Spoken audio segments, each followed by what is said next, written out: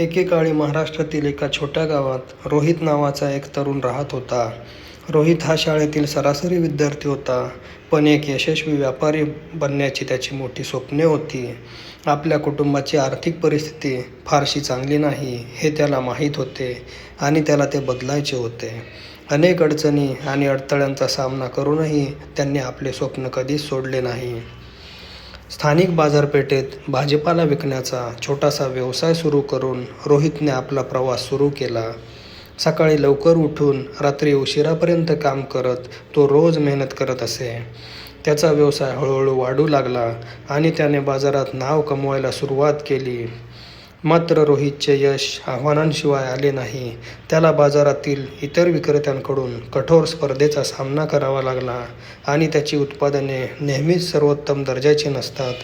पण या आव्हानांवर मात करण्याचा त्याचा निर्धार होता आणि त्याने आपल्या भाजीपाल्याची गुणवत्ता सुधारण्यासाठी आणि आपला व्यवसाय अधिक स्पर्धात्मक करण्यासाठी अथक परिश्रम केले.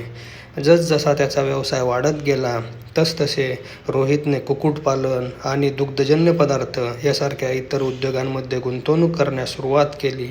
त्याने मोजून जोखीम घेतली आणि त्याचे उपक्रम यशस्वी झाले याची खात्री करण्यासाठी कठोर परिश्रम केले. त्याचा व्यवसाय विस्तारू लागला आणि इतर शहरांमध्येही तो भाजीपाला पुरवठा करू लागला. अनेक वर्षे गेली आणि रोहित त्याच्या क्षेत्रातील सर्वात यशस्वी व्यावसायिकांपैकी एक बनला. त्याने पुरवठादार, ग्राहक आणि कर्मचाऱ्यांचे मोठे जाळे तयार केले होते आणि त्याचा व्यवसाय गावातील अनेक लोकांसाठी उपजीविकेचे साधन बनला होता. आज रोहित एक यशस्वी उद्योजक आहे आणि तो त्याच्या गावातील अनेक तरुण उद्योजकांसाठी एक आदर्श आहे. त्याने दाखवून दिले आहे की कठोर परिश्रम, दृढ निश्चय आणि कधीही हार न मानण्याच्या वृत्तीने कोणीही यश मिळवू शकतो आणि त्यांच्या अडथळ्यांवर मात करू शकतो.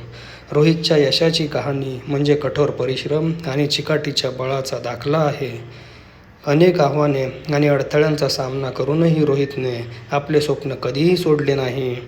त्याचा स्वतःवर आणि त्याच्या क्षमतेवर विश्वास होता आणि तो आपले ध्येय साध्य करण्यासाठी मोजलेली जोखीम घेण्यास तयार होता. त्यांची कथा त्यांच्या जीवनात यश मिळवू इच्छिणाऱ्या प्रत्येकासाठी प्रेरणादायी आहे.